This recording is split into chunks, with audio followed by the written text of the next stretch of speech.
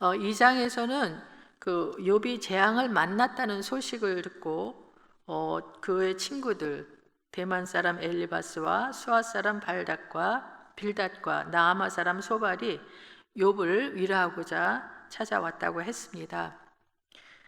그들은 욥이 너무 참담한 상황에 놓여 있는 것을 보고 놀라서 소리 높여 울며 또 슬픔에 못 이겨 하면서 밤낮 7일을 욥과 함께 땅바닥에 앉아 있었다고 했습니다. 그들은 욥의 고통이 너무 큰 것을 보았기 때문에 말 한마디 하는 자가 없었습니다. 그들은 욥이 입을 열어 탄식하며 도대체 왜 이런 고난이 자기에게 한꺼번에 들이닥쳤는지 이해가 되지 않는 상황 속에서 절망하며 자신의 그 출생을 저주하기까지 하는 것을 들었습니다. 자기가 태어나지만 않았어도 이런 고난은 겪지 않았을 텐데 그렇게 자신의 출생을 저주했는데 어제 본문 3장 25절 26절에서는 다음같이 탄식을 했습니다. 내가 두려워하는 그것이 내게 임하고 내가 무서워하는 그것이 내 몸에 미쳤구나. 나에게는 평온도 없고 안일도 없고 휴식도 없고 다만 불안만이 있구나 하면서 탄식을 했습니다. 욥의 세 친구들은 고난당하는 욥을 지켜보면서 그렇게 온전하고 또 정직하고 하나님을 경외하는 사람이 왜 그와 같이 엄청난 재앙을 만났을까 많은 생각을 했었던 것 같습니다. 욥이 입을 열기를 기다리기나 한듯 욥이 말을 마치자 세 친구 중에 한 사람인 그 대만 사람 엘리바스가 입을 엽니다. 아마도 세 친구 중에 엘리바스가 먼저 입을 열어 욥을 충고한 것은 그가 가장 연장자였기 때문인 것 같습니다. 1절을 봅니다. 1, 2절입니다. 대만 사람 엘리바스가 대답하여 이르되 누가 내게 말하면 내가 실증을 내겠느냐? 누가 참고 말하지 아니하겠느냐? 공동 번역으로 공동 번역으로 된 표현이 너무나도 잘 와닿는데 한번 제가 읽겠습니다. 누가 자네에게 말을 건네려 한다면 자네는 귀찮게 여기겠지. 그렇다고 입을 다물고만 있을 수도 없는 일일세. 지금 엘리바스는 그 욥의 상황과 처지를 일주일 동안 옆에서 지켜봐 왔기 때문에 욥이 왜 그렇게 자기 저주와 탄식을 하는지 충분히 이해한 것 같고 무슨 말로도 욥에게는 위로가 되지 않을 거라는 것을 알았을 텐데 굳이 대꾸를 합니다. 누가 자네에게 말을 건네려 한다면 자네는 귀찮게 여기겠지? 그렇다고 입을 다물고만 있을 수도 없는 일일세. 이 엘리바스는 욥이 귀찮게 여길 것을 알면서도 입을 다물고만 있을 수 없다고 하는 그런 모습을 보이는데 그는 그렇게 고통당하는 사람한테 꼭 말을 해야 하나 하는 생각이 듭니다. 우리는 말을 해야 할 때와 말을 하지 말아야 할 때를 잘 가리지 못하고 여기서 엘리바스처럼 아무 때나 말을 함부로 해서 듣는 사람을 상처를 줄 때가 있는 것 같습니다. 지금의 그 욥은 자기 고통이 너무 커서 그 고통을 지금 쏟아내고 있는 것이라서 그가 말하는 것을 그냥 들어만 주고 공감하는 것만으로도 조금은 위로가 될 것입니다. 그러나 엘리바스는 또 이어서 계속 말을 합니다. 3, 4절 봅니다. 보라, 전에 내가 여러 사람을 훈계하였고 손이 늘어진 자를 강하게 하였고 넘어지는 자를 말로 붙들어 주었고 무릎이 약한 자를 강하게 하였거늘. 여기서 엘리바스는 먼저 그 욥이 이전에 했던 그 행위와 인격을 들어 그를 칭찬을 합니다. 욥에게 자네는 많은 사람을 지도하였고 손에 맥이 풀린 사람에게 용기를 주었었네. 자네의 말은 쓰러지는 사람을 일으켰고 흔들리는 무릎에 힘을 주었었지. 그러나 이 칭찬에는 욥이 인내하지 못하는 것에 대한 비난도 담겨 있습니다. 왜냐하면 욥은 다른 사람이 시련당할 때 인내하라고 권면했음에도 불구하고 막상 자신이 이 일을 당하자 오히려 탄식하며 죽음을 갈망하고 있기 때문입니다. 우리도 우리 상황이 좋을 때는 다른 사람을 잘 위로합니다. 그러나 막상 내가 고통 중에 있을 때는 나 스스로를 위로하지 못합니다. 고통이 심하면 누구의 위로로도 위로가 되지가 않습니다.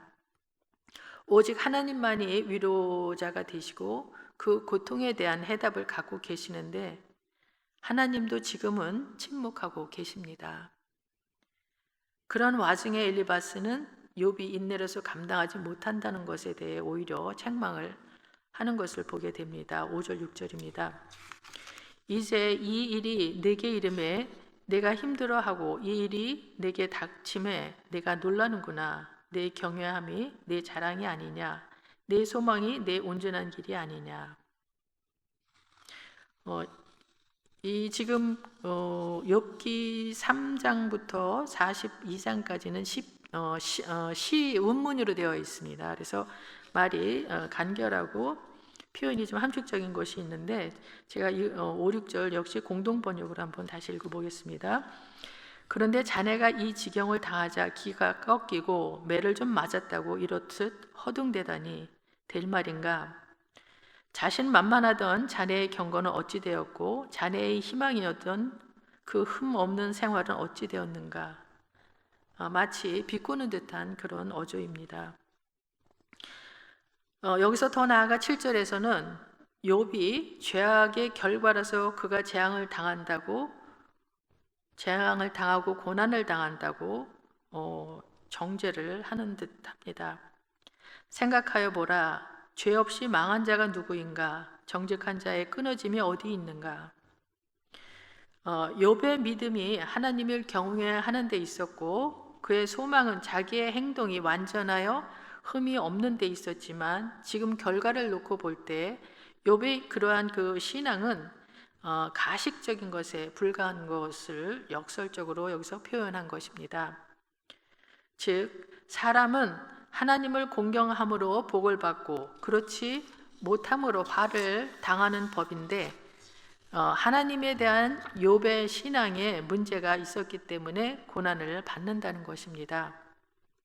처음에 친구 세 사람들은 욥을 찾아오면서 어떻게 하면 친구를 위로할 수 있을까? 얼마나 어렵고 고통스러울까 하고 동정하는 마음으로 왔고 막상 와서 그를 보면서 더 마음이 아파서 함께 잿더미에 앉아 그저 낮과 밤을 보내는 그러한 사이로 처음에는 그들의 처음 동기는 순수했을 것이라고 생각됩니다. 그러나 함께 있으면서 욥이 겪는 고통을 눈으로 일일이 살피면서 마음에 들어오는 이상한 생각이 있었던 것 같습니다.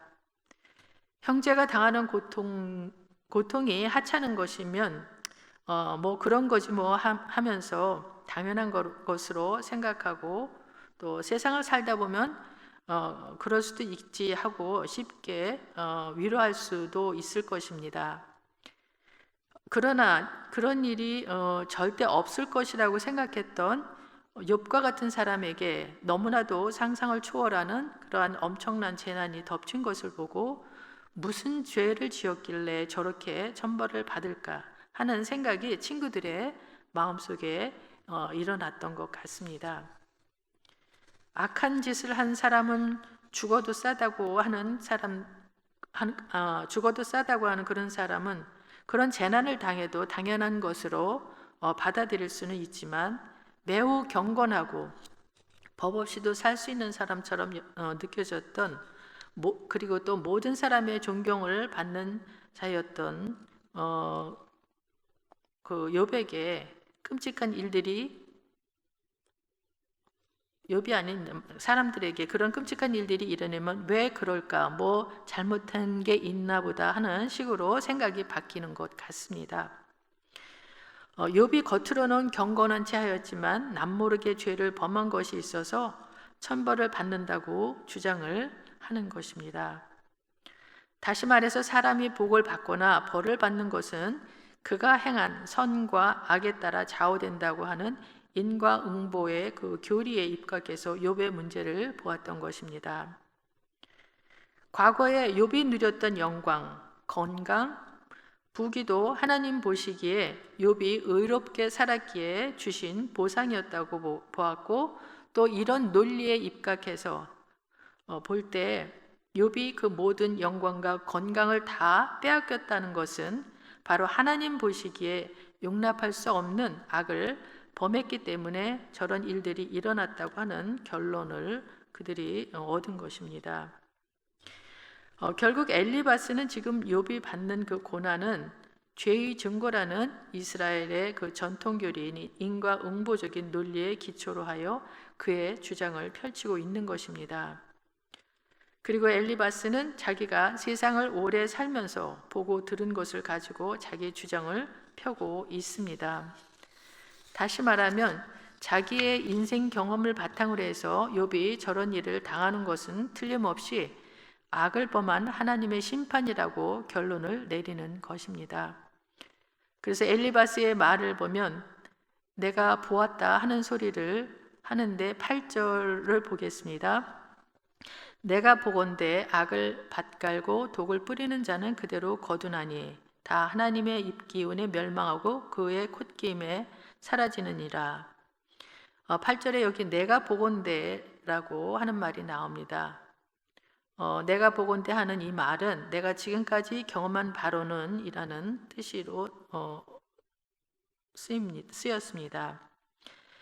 그뿐 아니라 엘리바스는 자기의 경험만 가지고 이야기하는 것이 아니고 내일 본문 또 12절에서 보면은 이상 중에 하나님께서 세미한 음성으로 자기에게 들려주신 계시에 입각해서 내가 너희 문제를 지금 이렇게 대답하노라 하는 식으로 또 말을 하기도 합니다. 다시 말하면 하나님이 은밀한 중에 엘리바스에게 가르쳐 주셨다는 것입니다. 사람이 벌을 받는 것과 불행을 당하는 것은 죄를 범한 대가로 받는 것이다 라는 음성을 들었다는 것입니다. 엘리바스는 이와 같은 또 이렇게 종교적인 체험, 또 인생 체험에서 얻은 지식을 가지고 욥은 죄를 지었고 그 결과 벌을 받는다는 결론을 내린 것입니다. 자기 인생의 경험을 바탕으로 해서 욥이 저런 일을 당하는 것은 틀림없이 그의 악으로 인한 하나님의 심판이라고 결론을 내리는 것입니다. 엘리바스가 한 말 그 자체는 옳은 말이고 진리입니다. 그렇지만 옳은 말이라고 해서 다 선한 말은 아닙니다.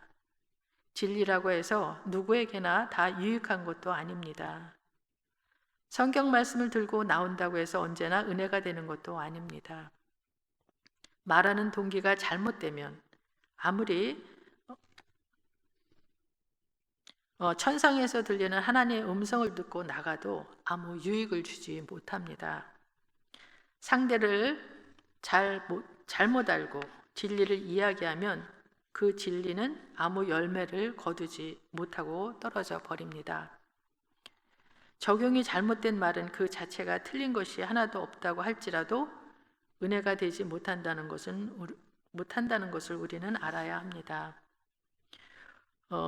이 인과응보의 법칙이 성경에서 가르치는 진리이기는 하지만 그저 그것 하나가 하나님의 섭리와 고통을 푸는 그 마스터 키인 것처럼 생각하는 것이 큰 실수입니다. 하나님의 섭리는 하나님의 공식으로 설명이 되지 않을 만큼 심오합니다. 인생이 고통을 당하는 원인은 그 뿌리가 너무 복잡해서 한두 가지로 절대 설명이 되지 않습니다. 죄를 범하면 벌이 따르고 고통이 온다는 것은 하나님이 가르쳐 주신 진리입니다. 그러나 모든 고통이 죄값이 아니라는 것도 우리는 잘 알고 있습니다. 악한 자는 반드시 망하고 사람은 뿌린 대로 거두고 심는 대로 거둔다는 것은 하나님의 진리입니다. 그럼에도 불구하고 이 세상에는 악한 것을 뿌렸지만 그대로 거두지 않고 형통하게 사는 사람도 있다는 것을 우리 주변을 통해서 보게 됩니다. 그러므로 엘리바스가 말한 것처럼 생각하여 보라. 죄 없이 망한 자가 누구인가? 정직한 자의 끊어짐이 어디 있는가 하고 주장하는 말이 진리이기는 하지만 그러나 세상이 이 한 가지 공식대로 설명이 되지 아니하며